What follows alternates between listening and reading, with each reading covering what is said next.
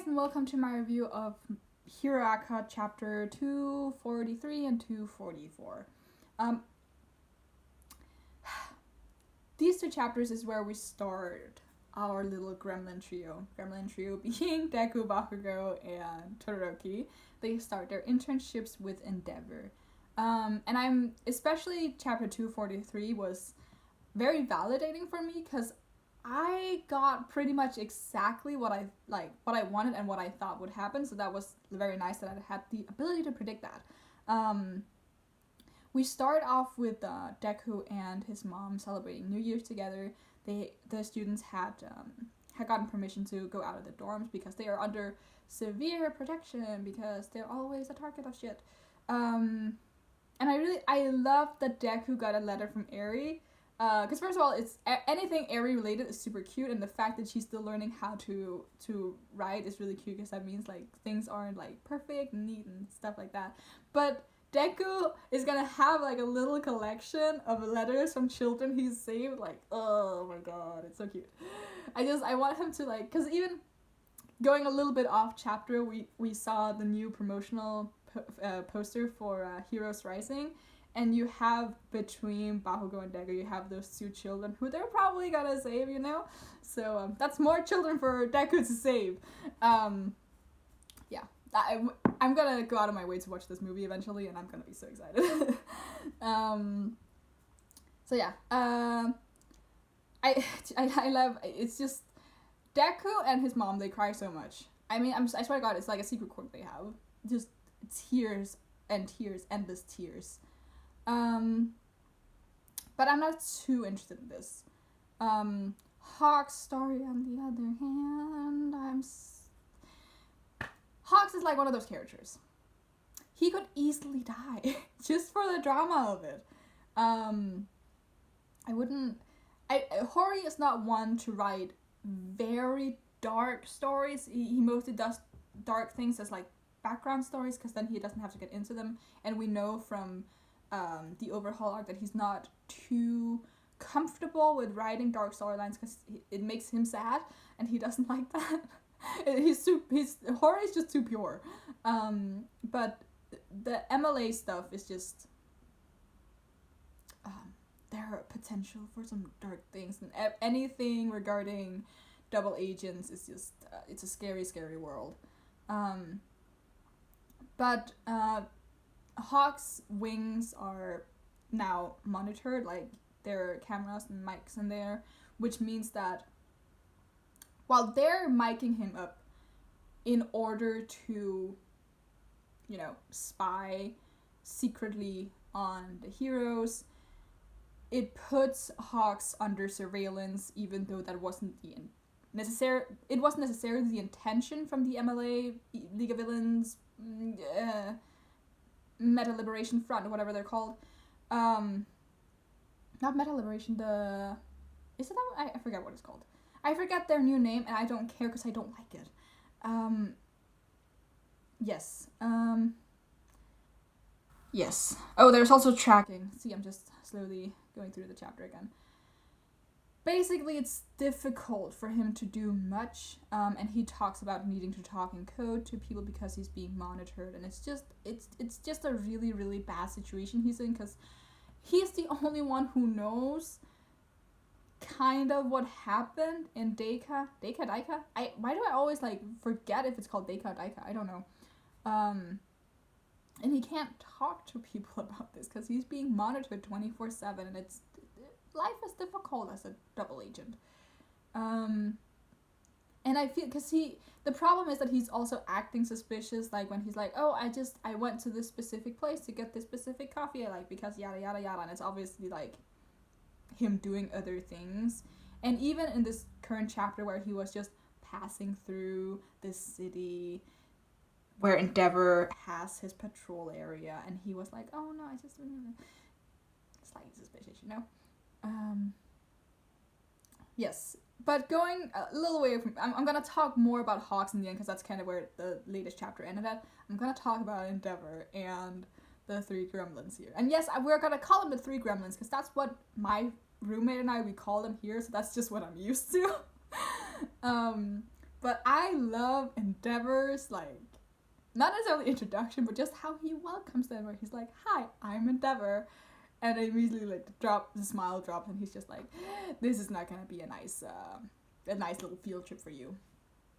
But yeah, I really love that Todoroki has brought, like I've talked about this before, but Todoroki bringing Bakugo and Deku to intern with him under Endeavor is hilarious, because none of them like him. Like, Todoroki, obviously, like, when he introduces himself, he literally introduces himself like, "Hi, I'm Todoroki Shoto, and I hate my dad." Deku told Endeavor off within, like, 5 minutes of them meeting at the sports festival, and the first thing Bakugo tells Endeavor here is, "You're a jerk." Like, that's amazing. Endeavor has 3 people under him who don't like him. And none of them are afraid to speak up about it either. It's great. It's amazing. Because Endeavor does not deserve good things.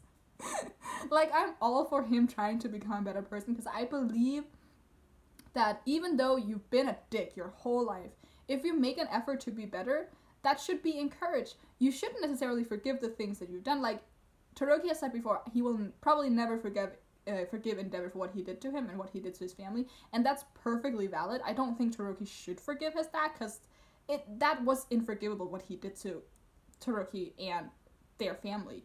However, it should be encouraged that people should get better, but that doesn't mean you can't give them shit about it. So, I am very happy with how Hori is writing Endeavor, because Endeavor is obviously not 100% human trash, but he's like 90% human trash and trying to become a little less than that, so, you know. Right. Right, we have another secret All Might, Bakugo and Deku meeting. Why am I saying Bakugo first? I don't know, because he's my favorite, probably. They talk about, going to the internship and all those things. And One for All again. And this is a video I am working on, because the conversation they have again about Deku being able to lock and unlock his powers at will, and, you know, trying to control them. There is a different set of views within this group, or mostly just All Might and Bakugo, they have different opinions about this. Like, you have All Might saying, okay, we shouldn't, like, we should hope that you don't get any more outbursts. Like, these quirks, we should keep them kind of on a down low for now. Whereas Bakugo immediately responds with, like, well, if I had the power, obviously I would have, you know, conquered all of them already. And while that is just very in character for Bakugo to just be arrogant about shit like that, and then Deku back me up being like, yes, I think you could. The Kachan Sugoi Raider is just going wild here. But it is a differing opinion, because it shows that Bakugo, if he had been in Deku's place, he would have gone down a different path in Deku. Not necessarily a worse path, just he wouldn't have listened as intensely to All Might, because while they both look up to him, Deku kind of worships All Might, and Bakugo has a bit more healthy distance with his idol. But I'm gonna make another video. I'm gonna make a very dedicated video about this topic. I just need to get everything together. But the most interesting part of this conversation for me, other than that, which obviously that has a video dedicated to it, is when All Might tells Bakugo that he is a lot like Endeavor. And I both like and hate this. I like it because it is true in a lot of aspects. Like, first of all, they're both, like, fighter types, and they're both fighter types. And they both have this, like, undying passion for being number one, for being the best. Like, that's literally what defines both of them, is that they want to be number one, and they will fight to the nail to get there. Now, obviously, in Endeavor's case, he didn't win the number one spot as much as it was thrust upon him. Bakugo will probably never be in that position, because if, in the end, we don't get Deku and Bakugo teaming up as the Wonder Duo, they will probably fight for a number one spot, and there's a good chance they'll just, like, you know, take turns being there, because their whole rivalry is set on them, like, bettering each other. and when one of them one-ups the other one like then rises to the occasion, and that's how their relationship is at this point. But on the other hand, I don't like the statement because Endeavor, how do I say this? Bakugo is, first of all, he's a bit of a better person, I would say. Like, there's some bigger difference between, like, bullying someone and straight up abusing your child. But also just Bakugo seems more willing to learn from his mistake. Like, the growth that Bakugo has had in the last 200 and something chapters is, like, enormous compared to the obvious the development that Endeavor has had. And obviously it's because Bakugo is a main character, but Endeavor's also a freaking adult, and it has taken him so long to, like, better himself as a person, whereas Bakugo as a 16-year-old is taking, like, leaps forward in becoming a better person. Now, All Might does say, like, it would be great for Bakugo to see the kind of person that Endeavor is now, because this is a point where Endeavor has changed. He's willing to change, and he understands the wrong things he's done in the past. So this is a better Endeavor to look up to, but but that's also why I like that Bakugo in the beginning of meeting Endeavor is like, I think you're kind of a jerk, because that means that he's aware of the similarities between these two, but is also aware that he should not try to become like Endeavor, because at the end of the day, Bakugo is an All Might fan. He looks up to All Might. He would rather be an All Might type than an Endeavor type. So yeah, there are things for him to learn from Endeavor, but I think more so than trying to look up to Endeavor, it's more like, let's try to not become the kind of person that he was, and to understand, like, where you can improve, and to not blindly take everything from people who are above you, but, like, take the skills that you would need as a person or a hero. Does that make any sense?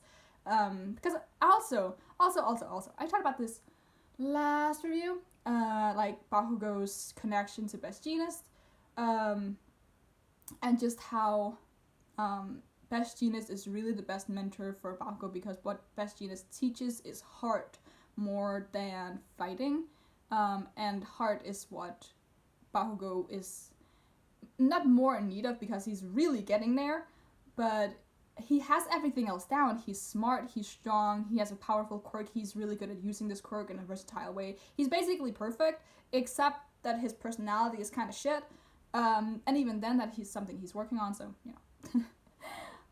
Bakugo rants. Obligatory Bakugo rants. Every single review. I can't not do it. Anyway. Let's move into the action. I love Endeavor. Like, immediately as he senses the villain, he's like, okay, stand back, and the three gremlins don't do that. They immediately, like, tell us what we can do. We want to help. We want to fight. And then, yeah.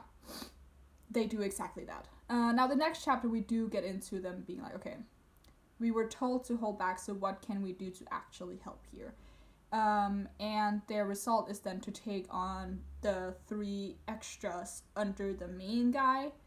And I quite like, let me just find this panel because I want to show you.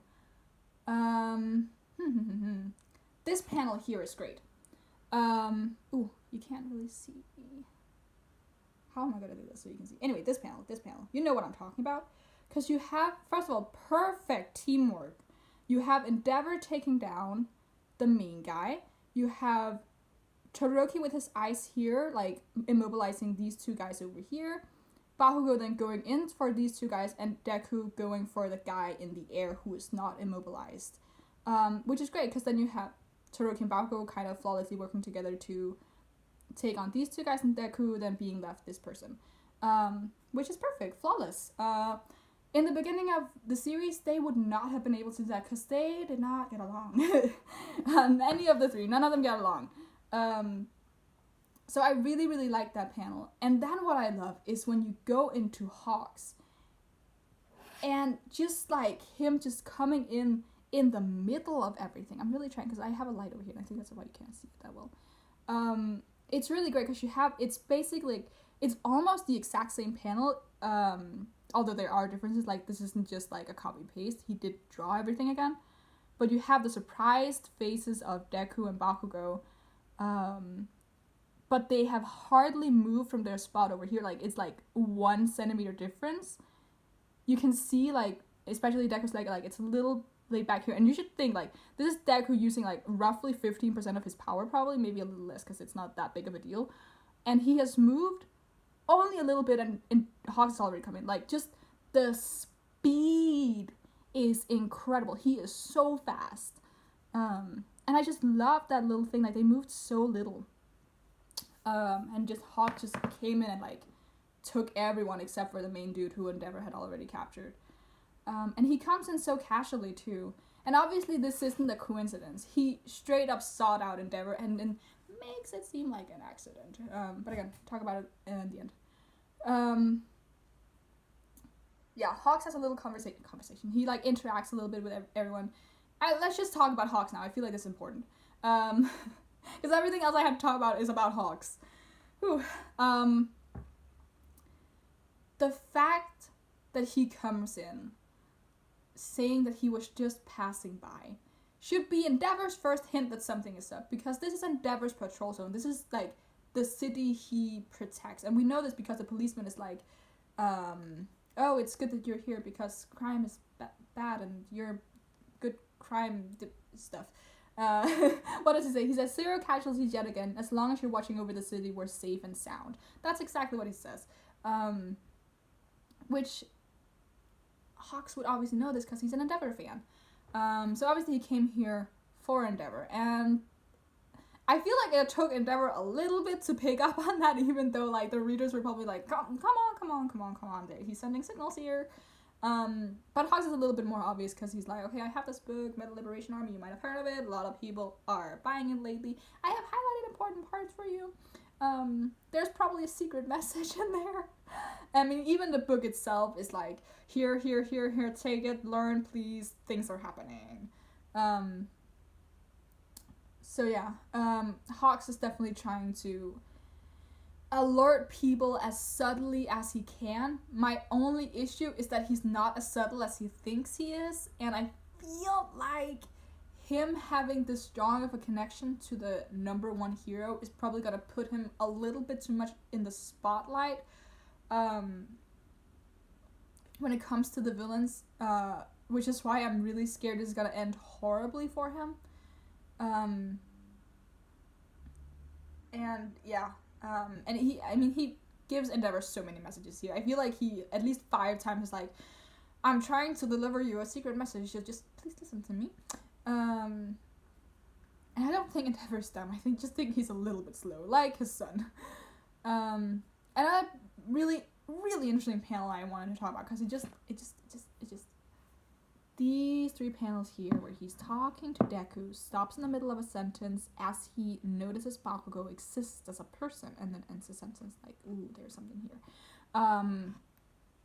There are multiple reasons why he could do this. Like, my first thing was like, okay, there's a general, like, aura-ish thing around Bakugo because he was the victim of the Camino Ward incident.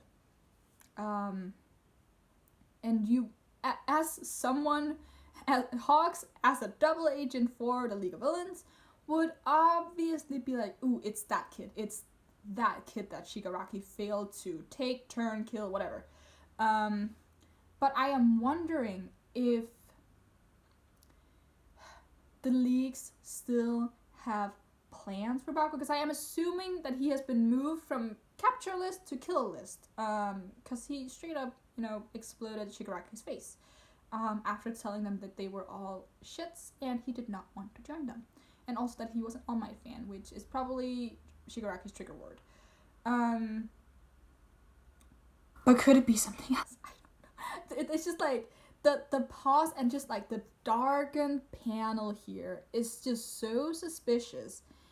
And I am so certain that Bakugo is so tired of being the damsel in distress, because that's like his role at this point. Especially, it must be frustrating being as strong as he is and then constantly being targeted. But I feel like he's close to being a target again. And at this point also, just because like his connections with Deku also makes him a prime target, because you can use him so easily to get to Deku. Like Deku's train of like logic just flies out the window when Kachan's in danger. It's like his Kachan senses are like, can't let anything happen to him. But yeah, I love, other than that, I love that Bakugo's immediate thing to tell Hawks is that he was the faster of the two of them, even though he clearly wasn't. Like, he clearly was not the faster of the two of them, but he likes to point that out, because he likes to think he got there first, when he didn't. Yeah. I should keep this short, but it is 2 chapters, so it's okay if I'm talking a little bit longer than usual. Yes, the last thing to talk about is that Hawks and Endeavor's somewhat secret conversation here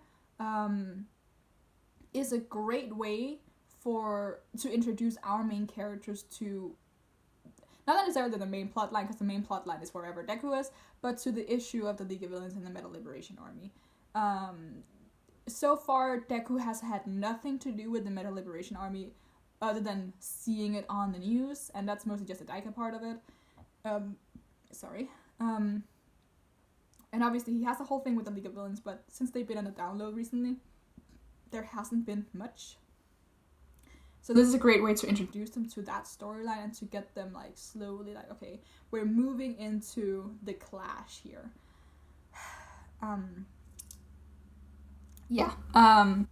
But I had a really interesting talk with my friend yesterday.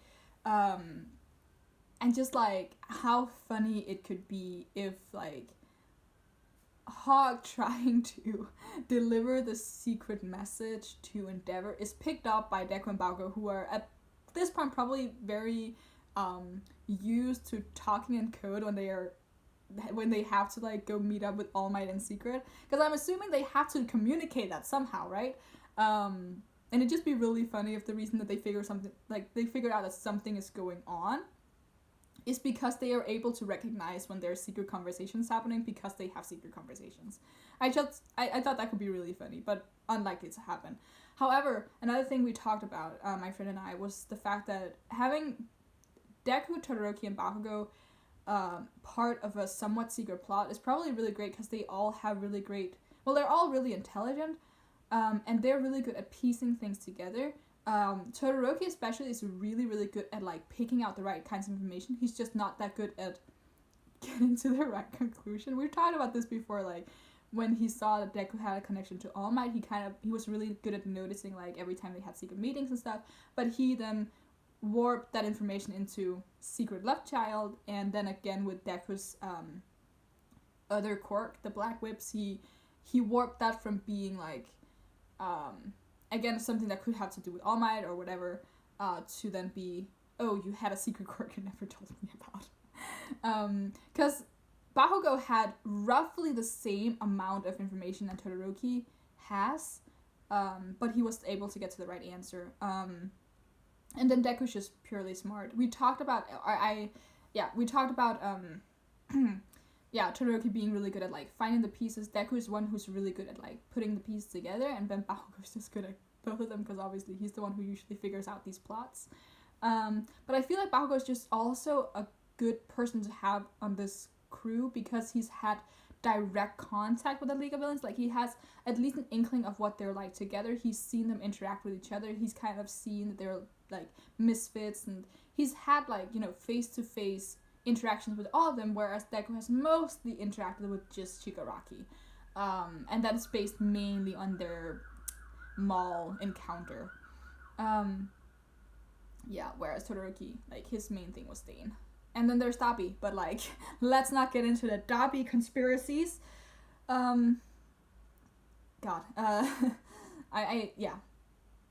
These chapters were really good. It's like a solid start to a new arc. And I'm super excited because Deku and Bakugo working together is what I live for. And we're gonna get it with Heroes Rising, and we're gonna get it in this arc, and it's gonna be amazing now that they learn to be friends. Yes. And then Todoroki's there. We've talked about this before, there's big speculation about Todoroki just being the next person to know about One For All, but I still would find it hilarious if he never found out. But yeah, I feel like it's either gonna be Todoroki being next or just everyone finding out. I think it'd be really funny running gag if Todoroki was like the last person to figure out, because he kept coming up with like ridiculous conclusions about Deku and his powers and stuff like that. But I highly doubt it. I feel like Hori doesn't do a lot of those kinds of running jokes. So yeah. I think that's what I have to say about these two chapters. I love the character interactions. I love the Hawks storyline. Not so much Hawks because I'm so scared that he's gonna die or he's gonna get hurt or something really bad is gonna happen to him. But I love his storyline. Just my poor heart. I'm so worried for him. Yeah. Regardless, I'm gonna end it here. Leave a thumbs up if you like anything I had to say. Leave in the comments below what you thought these two chapters, and you can subscribe if you want to see more. And until next time, bye.